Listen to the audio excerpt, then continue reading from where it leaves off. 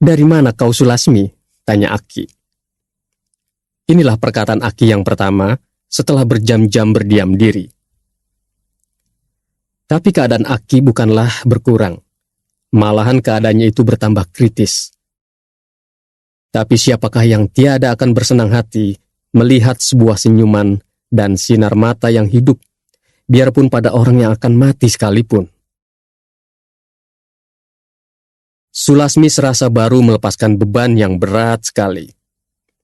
Diciumnya Aki berkali-kali pada kakinya, dan ia menangis karena sangat bahagia. Tapi setelah itu, Sulasmi dengan terkejut pula melihat ke bibir Aki yang sedang bergerak-gerak.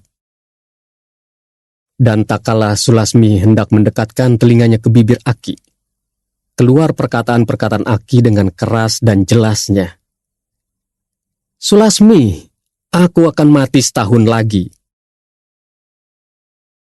Dalam film, perkataan ini biasanya diiringi oleh musik yang menderu sebagai guntur, karena memang sebagai guntur di hari cerahlah jatuhnya perkataan Aki ini di hati Sulasmi.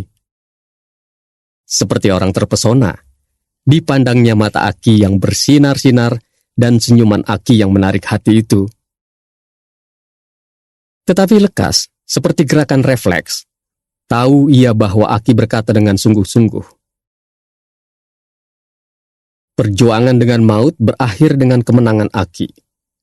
Kini ia yakin dan ia gembira dalam hatinya, seperti belum pernah sebelum itu. 1 tahun lagi ia akan mati, meluncur dalam pikiran Sulasmi dengan cepatnya. Dipeluknya Lastri dan Akbar, dan ia merasa bahagia karena Aki suaminya, ayah kedua anaknya, 1 tahun lagi akan mati. Bab 3.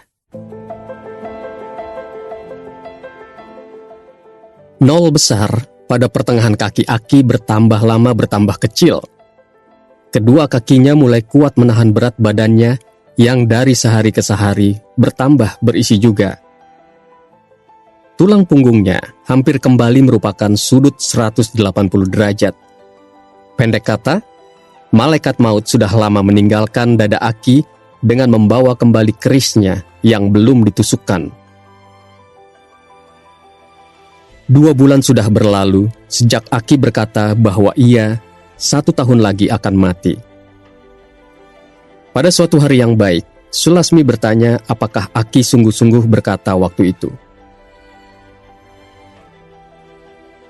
Pertanyaan ini diucapkan Sulasmi bukan karena ia sekarang tidak percaya lagi, tapi hanya untuk memancing-mancing bagaimana Aki sampai pada keputusan itu. "Engkau kelihatannya sekarang tidak seperti orang yang akan mati 10 bulan lagi, Aki. Bahkan penyakit paru-parumu tidak banyak mengganggu engkau lagi."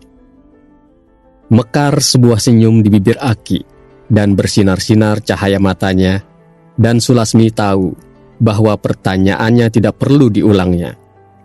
Ia tahu dan yakin bahwa Aki berkata sungguh-sungguh dulu itu, dan itu sudah cukup baginya.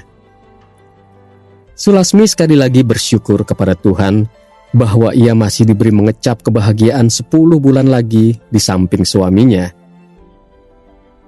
Pada suatu hari yang baik pula, berkata Aki banyak sekali kepada istrinya. Aki mengatakan bahwa hari sudah dekat juga dan perlu diadakan persediaan-persediaan.